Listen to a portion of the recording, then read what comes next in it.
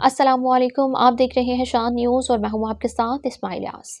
खबरों के सिलसिले को आगे बढ़ाते हुए आपको अपडेट करते चलेंगे।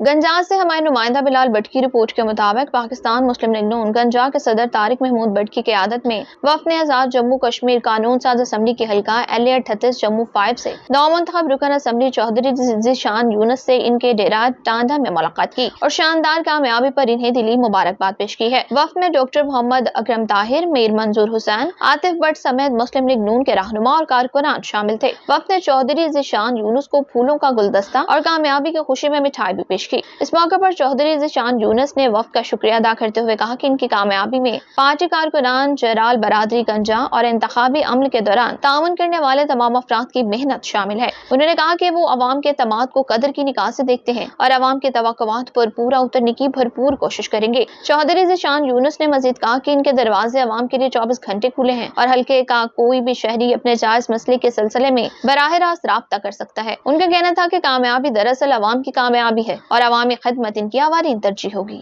शान न्यूज़ में अब तक के लिए इतना ही। बाखबर रहने के लिए देखते रहिए शान न्यूज़, क्योंकि हम पहुंचाते हैं आप तक हर खबर सबसे पहले। मुझे और मेरी टीम को दीजिए इजाजत। अल्लाह हाफिज।